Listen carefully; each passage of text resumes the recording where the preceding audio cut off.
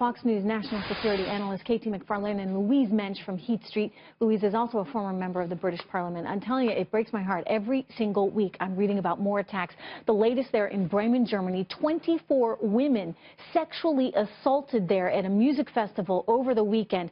They've caught 5 of the perpetrators between the ages of 17 and 19 from Afghanistan. I mean, Angela Merkel, she brought them in, KT, over 1 million now, and I really question what is going to happen to that society. Oh, I think it'll never be the same. You know, for 25 years, the Europeans, and particularly Germany of late, have pursued 3 objectives. 1, open borders, 2, multiculturalism, and 3, gutting their intelligence services, their security services, and law enforcement. What's the result? These societies are never going to be the same again. And I think there's a real question whether they can get in front of them, whether they can really, or this is going to take off in directions they don't foresee. Well, you know, Louise, you now have more than 1 million in there. What do they do with them now? I mean, can you get rid of them, or are they there to stay? Absolutely not. You're going to get rid of them, and you cannot get rid of them, rather, because they destroyed their papers when they came in, Trish. You have no idea where these people have come from. Could be Syria, could be any part of the Middle East. And basically, they are here to stay. The Germans are going to have to give them citizenship. This is one reason that Britain left the EU. And public anger is so enormous that if the politicians carry on forcing this on the people of Europe against their will, I think EU could break up. Well, I really do. I really do. Yeah. Understandably so. I mean, you got to be able to secure your country.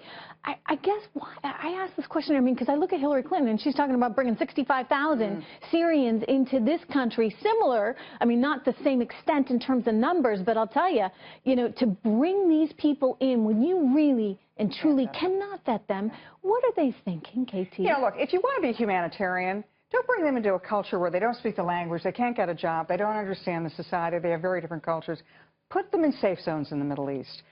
You know, General J. Garner, for example, expert on the Middle East, expert on Kurdistan, Iraq, ISIS, everything. He says create safe zones in the region. Put them, if you want to be humanitarian, build them good facilities. Build them not just ramshackle refugee camps, but build them facilities in the region so that when those countries ultimately, if the countries in the Middle East ever settle down, those people can re-enter their societies. But to bring them to Europe or the United States under some gauzy humanitarian sense that not only endangers our societies but doesn't do them any good, I think disserves both populations. Let me tell you something, Trish. I would love to hear Donald Trump attack this stupid idea from Hillary Clinton more than he is attacking Gold Star parents, because it is a dumb idea. David Cameron, our ex-PM, tried the same thing. He flew Syrian refugees in direct, and then the BBC, the British media, was covering up the fact that they raped 14-year-old girls in parks. And let me ask you, why are these people being flown in? Why not starving people from Africa? What is so special about this particular group? It really is just cultural surrender, and I think it's pathetic. Yeah, I think you're absolutely right. I think this is an issue he could hit hard on, because I'll tell you, it spans the political spectrum. I don't care who you are politically.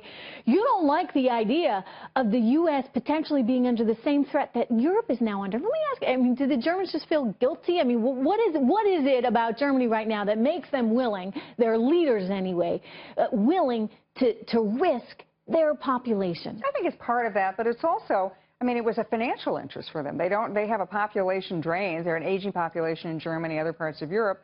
So they thought, well, they would import unskilled labor. Well, if they really wanted labor in Germany, what they should have done was import unemployed, high unemployment rates within the European Union, from France, from Italy, particularly from Spain. I mean, so this is a case, Louise, again, of the elite thinking that they know what's best for the people. And I'll tell you, if you're not a protected person in Germany right now, if you're that young 18-year-old girl trying to go to a concert in Bremen, Germany, that's right. Is this not a feminist issue? As always, the rights of women and children are coming dead last. But Trish, you know why she imported them? It's because nobody in Germany values the family. People are not getting married. They're not having children at the replacement rate. They need immigrants to keep their society going.